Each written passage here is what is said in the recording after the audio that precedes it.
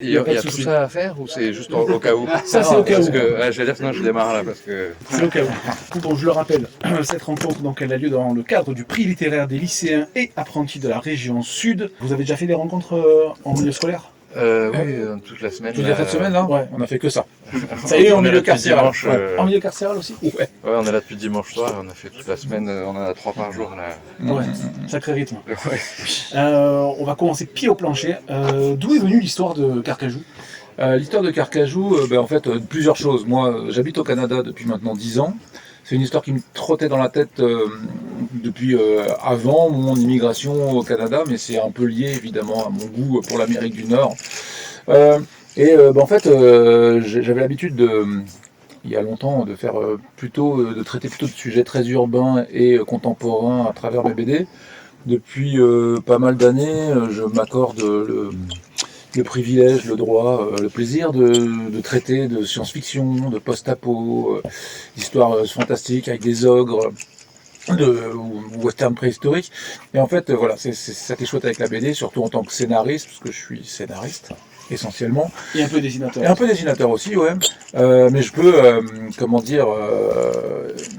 explorer plein d'univers différents à travers un album, un projet en fait. Mais un petit peu comme finalement un cinéaste, mettons Spielberg, qui a fait à peu près, qui a exploré à peu près tous les genres. Ouais. Voilà. Je suis un peu le Spielberg de la BD. C'est pas mal ça. Non, mais ça pose les bases, c'est super ça, attends. Attendez, excusez, je pose mon melon. Attends, je m'écarte un peu si tu veux. Si Toi aussi tu voulais un jus ou c'est le... Non, c'est le tien. Non, j'ai de l'eau, ça me va. Ouais, voilà. Donc c'est venu de ça. C'est venu de oui, et puis c'était l'envie de... Après, l'histoire spécifiquement, c'est un truc qui me trottait dans la tête. Je suis tout le temps en train de me raconter des récits, évidemment. C'est mon métier. Et pour le coup, j'avais envie de raconter une histoire de spoliation et de vengeance. C'est une trame un peu classique, finalement, parce que ça a déjà été fait par d'autres moult fois. Hein. Je parle souvent du fantôme de l'opéra, du Comte de Monte Cristo, de Frankenstein. Donc voilà, et puis c'est dans cette lignée de récits, en fait. Plus le côté western, évidemment. Gillian, comment s'est faite votre rencontre à tous les deux? Qui c'est qui est venu chercher l'autre? C'est Boris qui m'a contacté sur Instagram. Alors moi je connaissais son travail depuis super longtemps avec les Lascars que je regardais quand j'étais au lycée. Et en fait on se suivait mutuellement sur Instagram et un jour il m'a écrit en me disant qu'il avait un projet qui pourrait peut-être me plaire et effectivement ça m'a plu. Ça t'a plu? Ouais, il avait un synopsis juste de 1 page et demie, 2 pages, quoi, avec le condensé de l'histoire, on va dire, le début et la fin. Et voilà. Donc en fait, quand tu as approché Gillian, le scénario n'était pas totalement fini. Non. Tu avais une ébauche. Ouais. Et c'est là-dessus où dans la préface, tu qualifies quand même Gillian de co-auteur. Oui. Parce qu'il s'est vraiment impliqué dans le scénario et dans ce qu'il a développé et ce qu'il a apporté à l'histoire, justement. Et dans quelle mesure? C'est le fruit de beaucoup de conversations entre nous deux. On va dire, j'avais la trame globale, mais c'était un récit beaucoup plus court, beaucoup plus à l'os, avec moins de personnages secondaires, moins de micro-intrigues, de plot B, etc. Tout ça, c'est venu en fait à la suite de nos discussions et en fait aussi au fait que quand Gillian a trouvé l'éditeur, tout ça a pris de l'ampleur. On s'est dit, ce serait con de faire juste un petit album de 70-90 pages, alors que sur cet univers-là, il y a beaucoup à dire. Et puis, on a aussi, pour des raisons même scénaristiques et dramaturgiques, on avait besoin de faire mieux exister les personnages. Par exemple, vous l'avez peut-être pas encore lu, mais il y a le rôle du frère du personnage principal n'existait pas. Qui l'a lu? Non, je vais pas. Au milieu. Au milieu, pour savoir jusqu'où on va au niveau. Je vais pas spoiler, mais. On va pas spoiler, mais. Non, mais bon. Le rôle d'Aleister, qui est le frère du personnage principal, n'existait pas au départ. Et en fait, on l'a fait exister parce que c'est une manière aussi de montrer un peu l'humanité de Foxton, le personnage principal, qui est quand même un sale con. Mais on voulait quand même lui donner une part d'humanité, montrer qu'il avait aussi des bons côtés par ailleurs, même si en même temps il a. Ouais, puis ça complexifie son histoire, quoi. Du coup, faut pas raconter pour ceux qui l'ont pas lu, mais le récit il est divisé en 2 parties. Au milieu, il y a une espèce d'entracte qui se passe dans le passé, dans leur enfance. Et on comprend aussi comment, pourquoi dans quel contexte social ils ont vécu les deux et comment s'est construit la personnalité de Foxton en fait par rapport à son père, l'histoire avec son frère, etc. Et ça, c'est très cinématographique. Oui. Ça, c'est pour toi, Boris. Ben C'est oui. très cinématographique d'avoir. Alors, j'ai dû noter plein de trucs, mais d'avoir le premier écran, première partie, cette petite scène avant. C'est mon idée. Ça c'est ça, ouais, Ah, c'est mise en scène. Mais non, la mais en scène, fait, Et ça, c'est pas cinématographique, c'est plus une référence à la BD indépendante américaine. Il y a Ok. pas mal ça dans les BD de Daniel Close qui sépare en chapitres cette histoire, qui utilise beaucoup la typo, genre dans David Boring, dans, j'allais dire Monica, mais c'est pas celui-là que je pense, dans Patience. Des grosses typos jaunes, c'est aussi une référence au film américain. Les typos, elles sont inspirées des typos de western. Et malgré Et tout, c'est pas un western dans le sens traditionnel du terme. Il n'y a pas de combat, enfin de duel au pistolet au soleil couchant, mais ça reste ancré dans ce décor. Ouais, Un peu. on a joué, c'est un récit de genre, quoi. Donc Ouais, ça s'inscrit dans le genre western. Et dans le récit de genre, de manière générale, il y a des codes avec lesquels on peut jouer, quoi. Dans la science-fiction, il y a certains passages obligés. Après, il y a le contexte historique dans lequel se passe l'histoire. C'est la conquête de l'Ouest canadien, donc forcément, il y a des similitudes dans ces villes qui se sont construites hyper vite avec les ruées vers l'or qu'il y a eu aussi au Canada. Donc forcément, dans les décors, tout ça, Oui, c'est la même chose. Tu retrouves les mêmes. Après, le western, c'est un genre en particulier qui a été créé spécifiquement à Hollywood, avec les codes de Hollywood de l'époque. Et il a beaucoup évolué. Dans la BD, c'est encore différent. Donc oui, on me dit souvent, les lecteurs très western qui lisent que ça, et ils me disent, ah, c'est pas un western votre truc. Oui, pourquoi pas. C'est vrai que moi, quand je dois le conseiller ou je dois en parler, je dis oui, ça se situe dans l'époque du western, on va dire, mais c'en est pas un. C'est un western. C'est un western. On n'a pas pensé franchement à se dire est-ce qu'on fait vraiment un western, est-ce que machin, on a voulu avant tout faire une bonne histoire Et c'est avec réussi. des bons personnages. Et après oui, on joue forcément avec les codes quand même du genre. mais tu sais, quand je pitch le Bellicus, je dis aussi que c'est un western préhistorique. Donc en fait, si tu mets western, après tu mets une étiquette. Non, parce que en l'occurrence, ça c'est un petit peu, c'est écrit sur la trame vaguement de Le Bon, la Brute et le Truand, donc voilà, ça fait une justification aussi. Voilà. Comment tu t'es approprié le scénario de Boris de manière graphique au niveau des personnages, mais aussi parfois au niveau des cadrages? Les cadrages, c'est moi qui les décide. En fait, Boris, il écrit son scénario un peu comme un scénario de cinéma, quoi, avec scène 1, extérieur jour, il se passe ça et ça, les personnages d'ici et ça. Donc c'est écrit Et au après- kilomètre?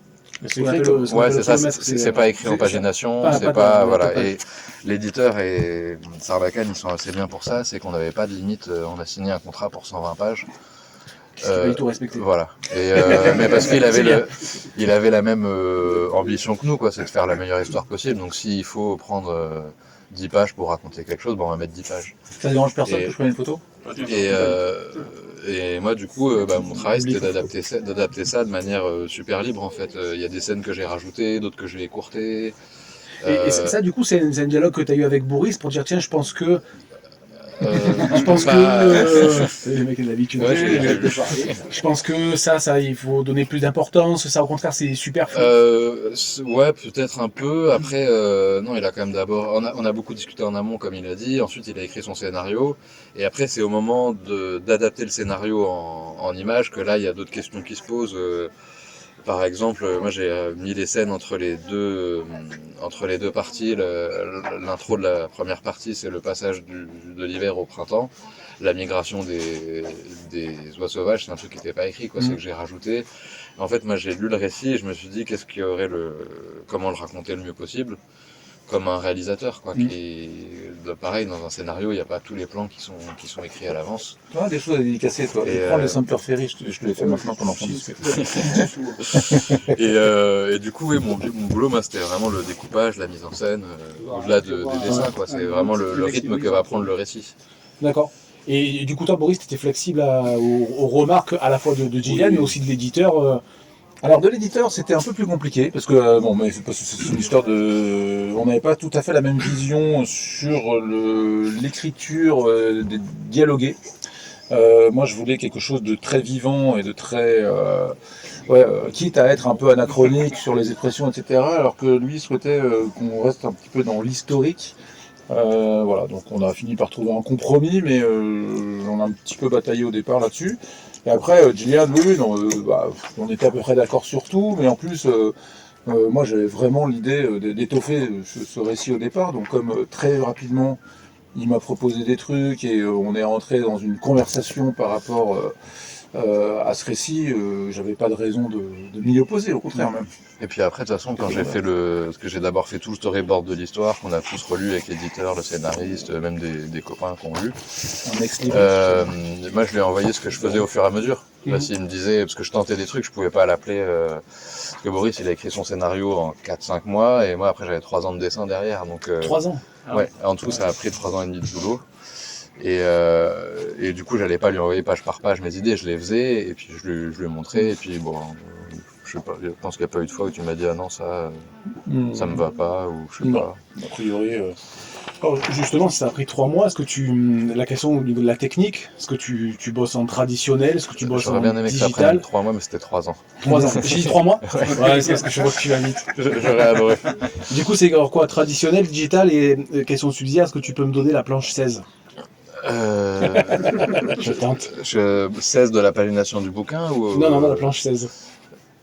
Oui, non, mais Pas parce que c'est pas les mêmes paginations, c'est la pagination que j'ai dessinée. J'ai Ah vu, oui. j'ai vu la planche. Ok, bah, elle peut être à vendre. Hein, si... Non, j'ai bien déconné. Bah, Écoute bien. Non, alors, mais du coup, t'es ok, mais on échange nos salaires. je sais pas si c'est vraiment quelqu'un. Je pense que si. Ah ouais? Je pense que si, ouais. Attends, du coup, je regarde laquelle c'est, la planche 16. Et sinon, oui, c'est tout dessiné à l'encre de Chine, pinceau, Donc traditionnel. plume, ouais, et la couleur à l'ordinateur, par contre. Ok. Et alors, est-ce que tu as fait une école d'art? Est-ce que tu as appris. Oui, non, alors j'ai fait une école d'art, mais pas spécifique sur la BD. En fait, j'ai été à l'école Estienne, qui est une école d'art appliqué parisienne.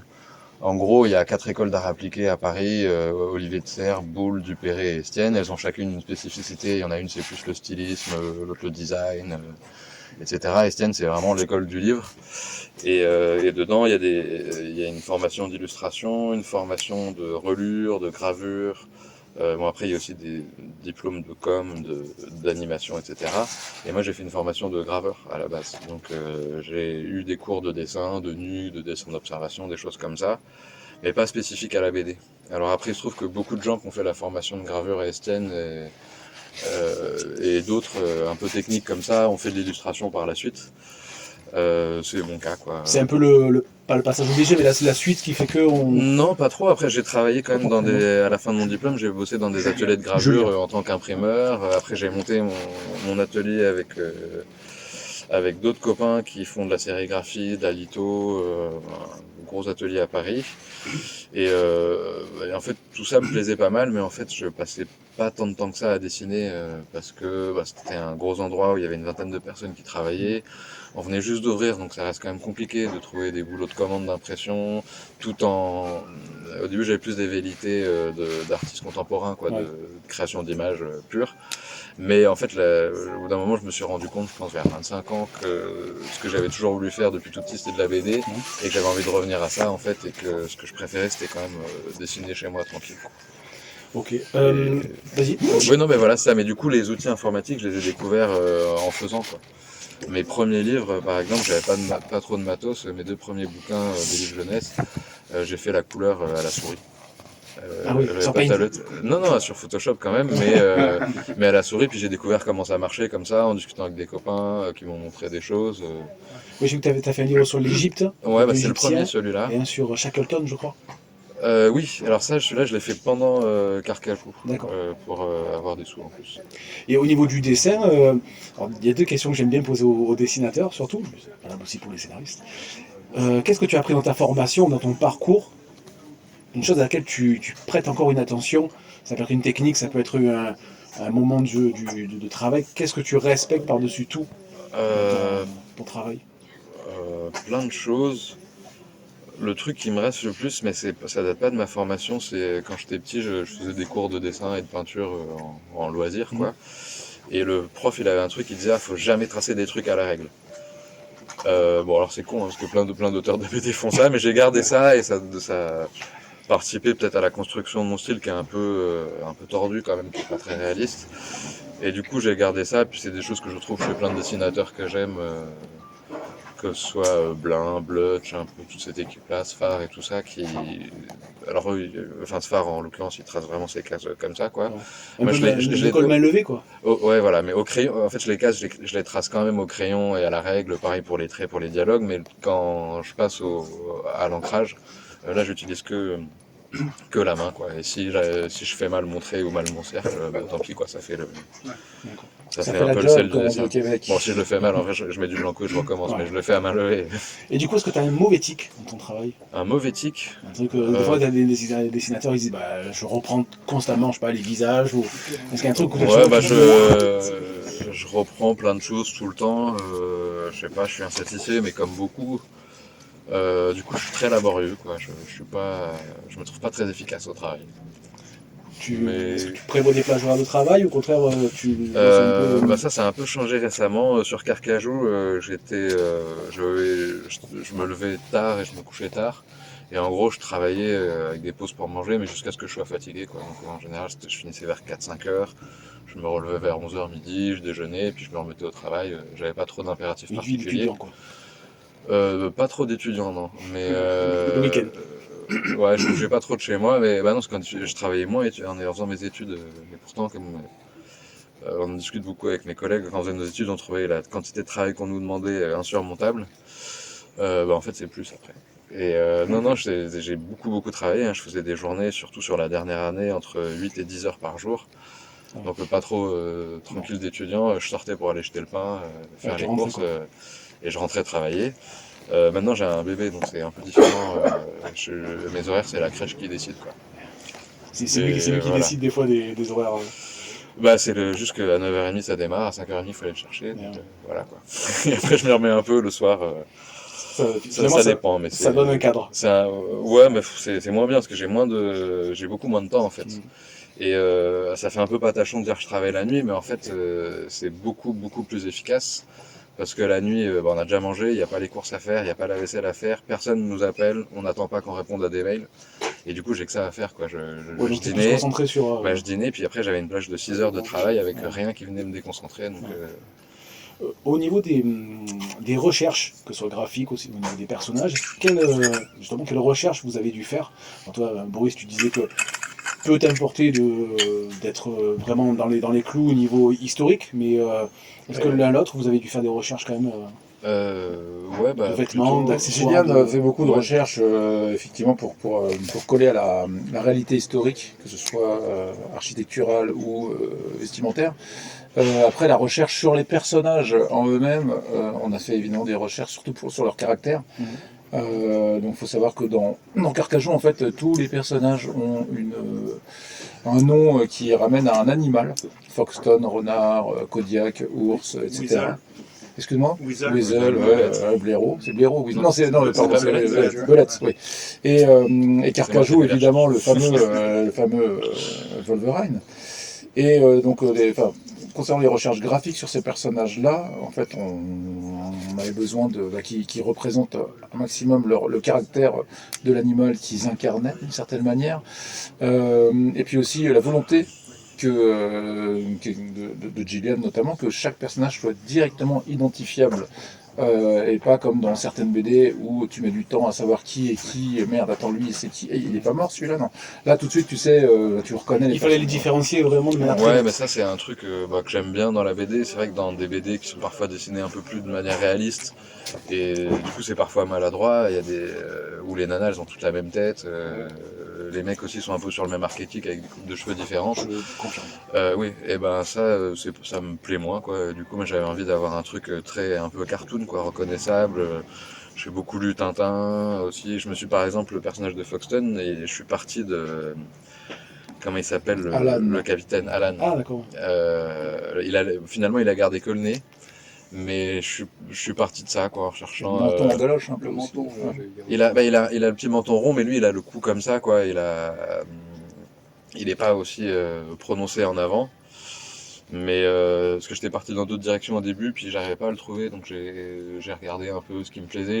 Et en regardant surtout plutôt du côté de la ligne claire en fait, où les traits sont hyper simples, mais du coup les personnages sont assez identifiables immédiatement.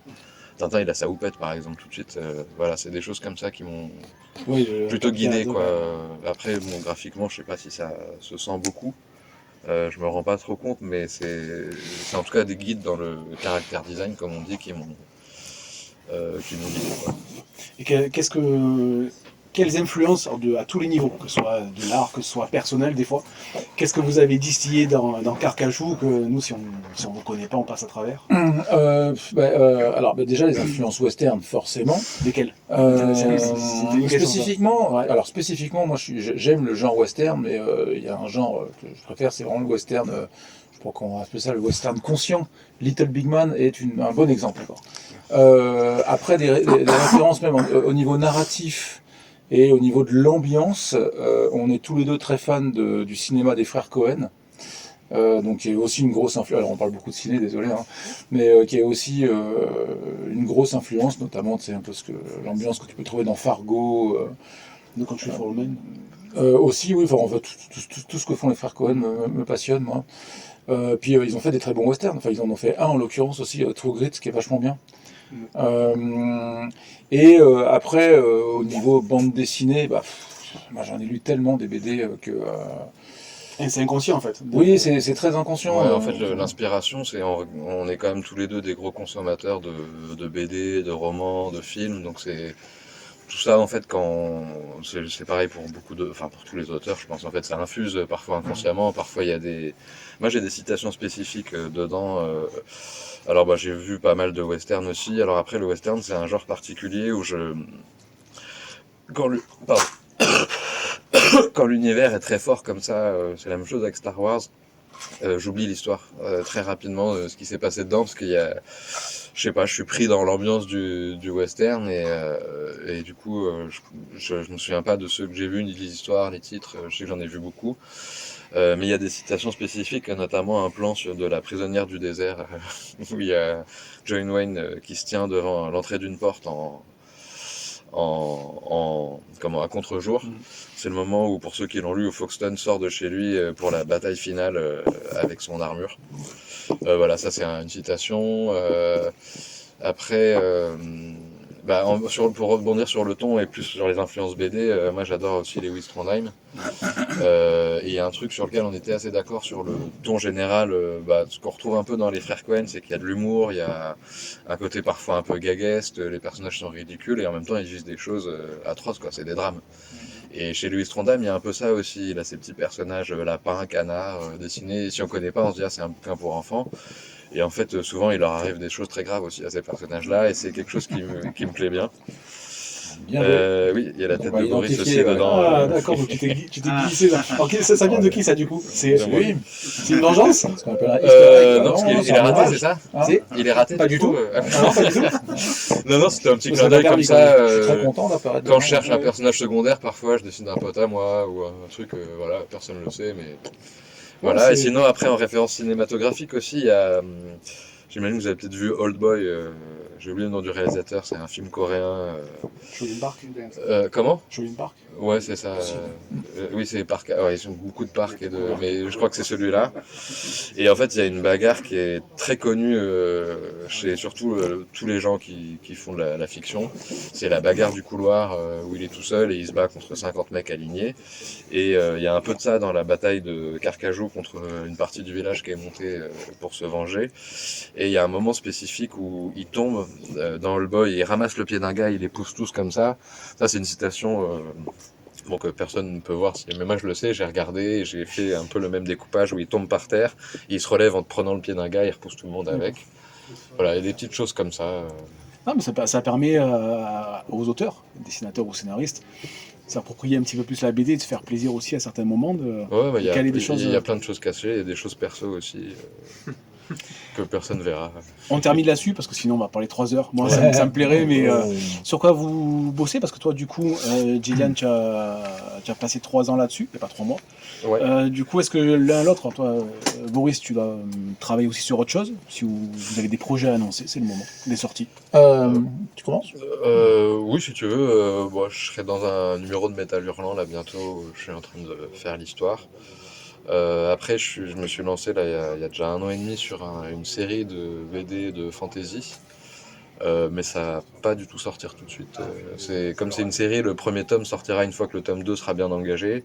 Et pour l'instant, le tome 1 il est bien engagé, mais il est pas fini du tout. Okay. Et, chez qui? C'est signé Oui, c'est signé. Ah oui, je travaille jamais gratos.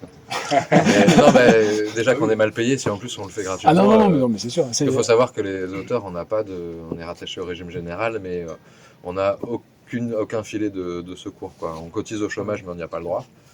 Enfin, bon, c'est un peu une cata ce statut, et en plus, pour bénéficier des derniers filets, genre RSA et tout ça, c'est des choses je sais pas si vous êtes familier de ces aides, mais on doit déclarer nos revenus tous les 3 mois, et puis ils sont calculés pour les 3 mois d'après. Sauf que nous, parfois on est payé 6 mois après d'un boulot. Bah, si on gagne 0 un mois, 0 le deuxième mois, et le troisième mois on touche le truc, mais qu'on a fait il y a 6 mois avant, dont l'argent a déjà été dépensé parfois sous forme de dette, bah, on touche plus d'aide du tout pendant les 3 prochains mois. Enfin voilà, je sais plus pourquoi je répondais à Est-ce que tu as des projets? Ah oui, c'est ça. Mais du coup, oui, j'ai cette BD-là. Avec quel éditeur? Chez Dupuis. C'est chez Dupuis. Voilà. Moi, alors, dans les mois qui viennent, là, bon, alors donnez-moi vos albums parce qu'on n'a pas beaucoup de temps. J'ai 2 histoires dans 2 Métal Hurlant là, qui apparaissent. Vous l'avez déjà lu? Oui. Donc j'ai ce bouquin dont je te parlais tout à l'heure, qui est Les Bases œuvres, qui est l'adaptation d'un webtoon que je faisais à l'époque avec celui que vous voulez. Hein, moi, Nicolas Denous, fait plein de fois. Qui va devenir un gros bouquin tu as dû le voir passer, certainement. Moi, je peux faire un 440 pages. Voilà. Je t'incite à le lire et à le mettre en avant. Finale, non mais c'est prévu. C'est vraiment bien. C'est prévu. C'est pour nous, hein, ça. Oui, bien sûr. Donc il y a aussi, alors j'ai un autre album donc qui va sortir un peu plus tard dans l'année, Carnaval, celui-là avec Joran Tréguier qui est un artiste exceptionnel aussi. Parallèlement, la suite d'Un homme de goût, il y a deux nouveaux tomes d'Un homme de goût qui sortiront, un fin 2026 et l'autre courant 2027. Voilà. Pour enfin boucler la boucle, ça a commencé en 2012, je crois, Un homme de goût. Et enfin, moi je travaille aussi donc sur de l'audiovisuel et en ce moment on a bouclé le scénario de Lascar 2, donc le long métrage 2. Qui est actuellement en pré-production et qui rentre en prod courant février. Et après ça c'est un gros bordel, c'est pas vraiment entre mes mains parce que c'est pas moi qui le réalise, moi je l'ai coécrit, mais qui va sortir, si tout va bien, courant 2027. Okay. Voilà, donc film d'animation. Ok. Bah, je savais pas que c'était vous qui avez fait Lascar. Eh oui. C'est moi. Il y a des yeux qui s'illuminent, c'est tellement beau. En fait, à la base, Lascar, c'était des BD que je faisais dans Psychopathe il y a une trentaine d'années. Puis je racontais un peu mes petites histoires de jeunes Lascar qui sont transformées en anecdotes d'une page comme ça qu'on publiait dans Psychopathe. Et puis, il y a un jour un producteur qui m'a demandé si ça m'intéressait. Là, je résume vraiment. D'en faire une série animée. J'ai dit oui. Puis, évidemment, j'ai pas fait ça tout seul parce qu'on était une équipe de potes qui était un peu mon groupe de graffiti artistes, qui s'appelait les Petits Cons de Peintres. Et on s'est lancé dans cette aventure à 5. Voilà, on a fait une première saison en 2000, saison 2 en 2007, le long métrage en 2009, une série live en 2012 et en 2013. Et là, enfin, tu cherches, tu googles, tu vas trouver tout ça là. Et enfin. Un deuxième long métrage qui, si tout va bien, ça fait déjà un petit moment, parce que ça fait 4 ans qu'on a commencé à l'écrire, etc. C'est toujours très long le cinéma. Sortira dans 1 à 2 ans. Voilà. D'accord. Ouais. Je vous laisse avec vos lecteurs. Merci d'avoir répondu aux questions et merci surtout à vous d'être là. Merci pour les questions. Merci à vous. Merci.